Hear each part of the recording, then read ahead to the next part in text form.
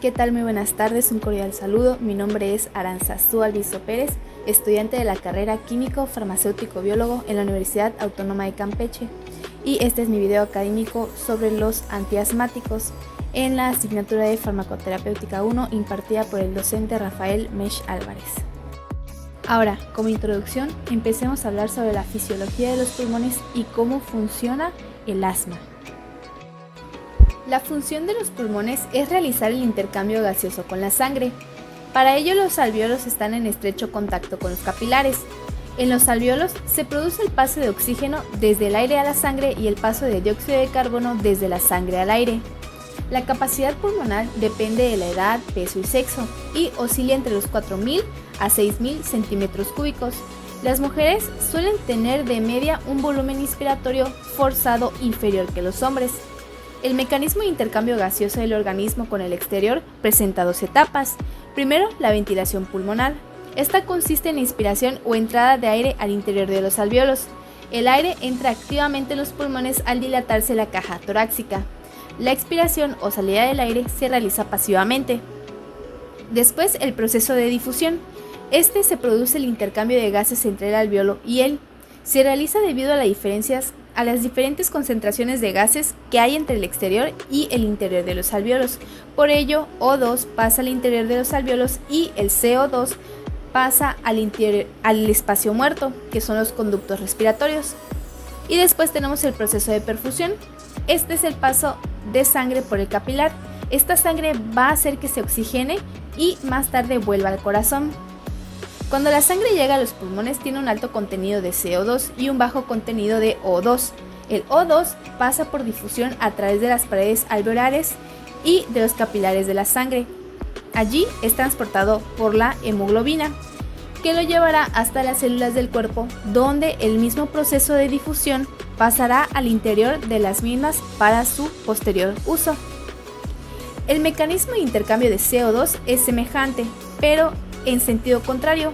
Pasando el CO2 a los alvéolos, el CO2 se transporta una parte disuelto en el plasma sanguíneo y la otra parte lo transportan los glóbulos rojos.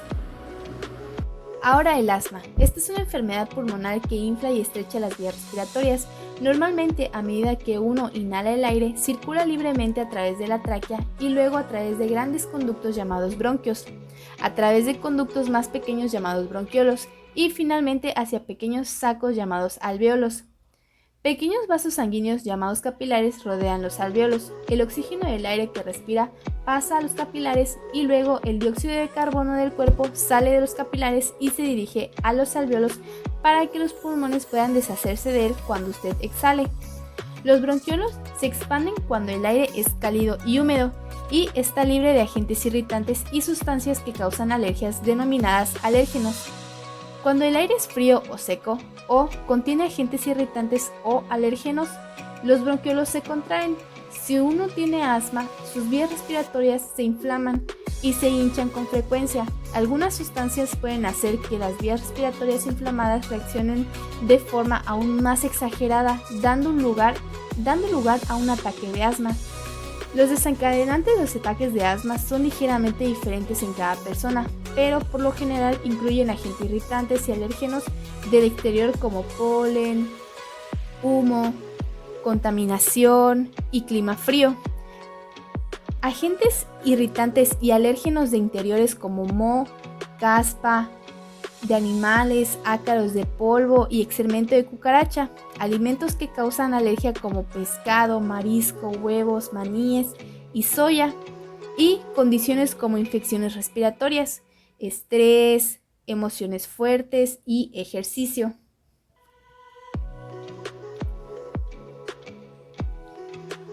Los síntomas de un ataque de asma incluyen tos, resuellos, dificultad para respirar y opresión en el pecho.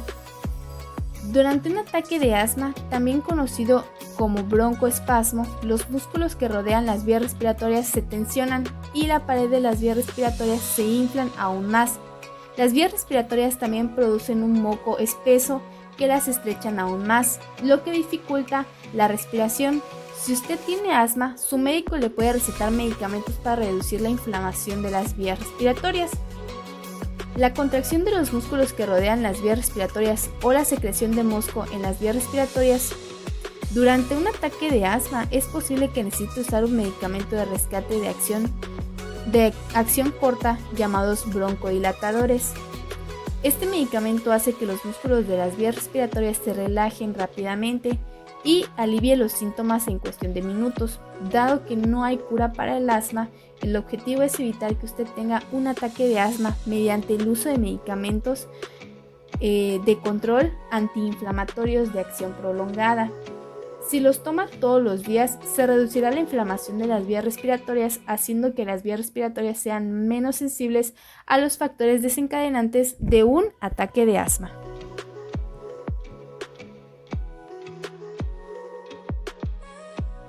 Ahora hablemos de los fármacos antiasmáticos.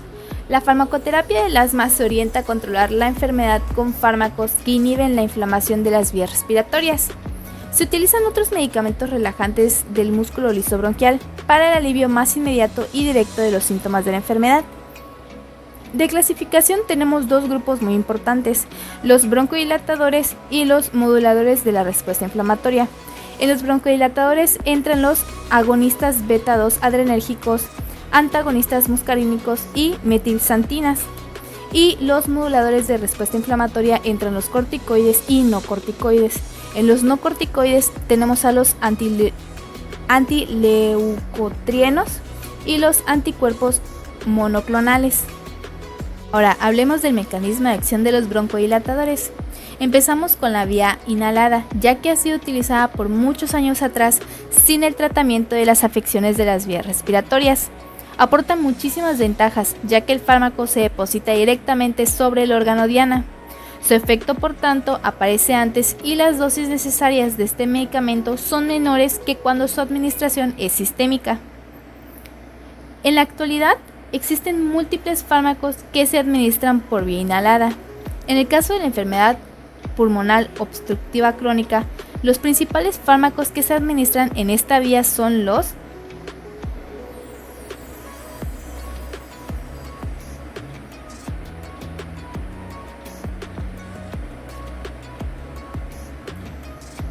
broncodilatadores y corticoides.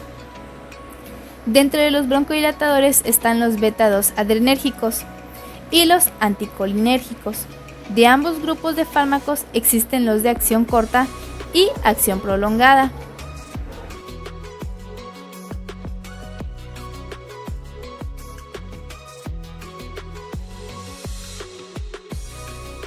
Dentro de las acciones de los beta-2 adrenérgicos tenemos la relajación del músculo lisobronquial, la inhibición de la degranulación de mastocitos, la inhibición de la exudación de plasma y de la vía aérea, incrementan la limpieza mucociliar, incrementan la secreción de moco.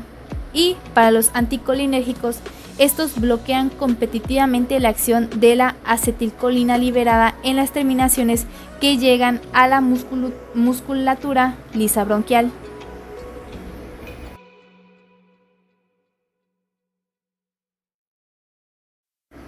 Ahora bien, sabemos que el asma es una enfermedad de base inflamatoria, donde predomina la vía de activación de los linfocitos Th2, eosinófilos y mastocitos, hasta los NK.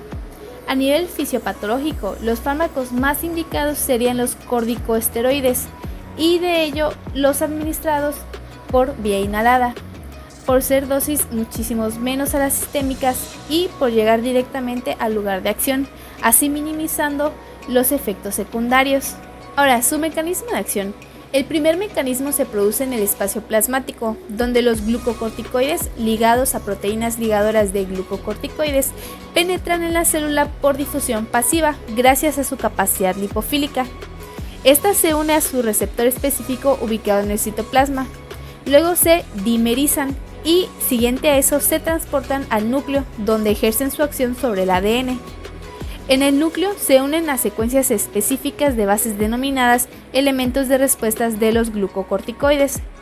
Esto producirá especificidad a la inducción o represión de la transcripción de ciertos genes por los glucocorticoides.